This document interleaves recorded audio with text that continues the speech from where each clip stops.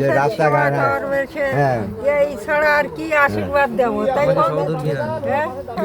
আমরা তো দাড়ি পাল্লায় ভোট দেব। তারপরে আমরা যেন হিন্দু মুসলমান সবাই মিলেমিশে এই বাংলাদেশে বসবাস করতে পারি, এইটাই আমাদের। আমরা যেন সুস্থভাবে এই বাংলাদেশে শান্তিভাবে বসবাস করতে পারি, এইটাই। যদি বিজয় হতে পারে তাহলে সেইভাবে আপনি এলাকার কাজ করবো, জনসভা না এলাকার কাজও করবো, আপনাদের সেবাও করবো। ধর্মীয় গণ্ডির বাইরে গিয়ে যদি ইনক্লুসিভ হয় বিষয়টা, যে সবাই নিয়ে যদি একসাথে কাজ করা যায়, কাজ করতে উনি পারবেন এরকম আশা রাখি, তো সেটাই হচ্ছে প্রত্যাশা যে সেরকম কিছু হবে। আপনাকে সুস্থ শরীরে ভালো রাখুন বা ঈশ্বরের কাছে কামনা করি যাতে আপনি পাশ করে আসেন। অবশ্যই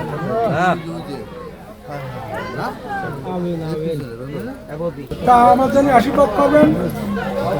আমরা শুনছি, ফেসবুক দেখছি, ইউটিউব দেখছি, কোথায় কি হচ্ছে ঘটছে একটু তো মাথায় ঢুকতেছে। অবশ্যই আমরা বুঝতে ভোট দেন, আমি যদি নির্বাচিত হতে পারি এলাকার লোকের জন্য কাজ করব, লোকের ভাগ্যের পরিবর্তন ঘটাবো। এটা তো কেউ আশা করিনি যে জামাত ইসলামের পক্ষে একজন হিন্দু ক্যান্ডিডেট হয়ে আসবেন। এটা উনি যে আসতে পারেন এটা আমাদের জন্য একটা বিরাট পালন। উনি যে আসছেন এবং ওনার জন্য উনি হয়ে গেলে আমাদের অঞ্চলের কাজ হোক, দেশের কাজ হোক, এটা আমরা চাই।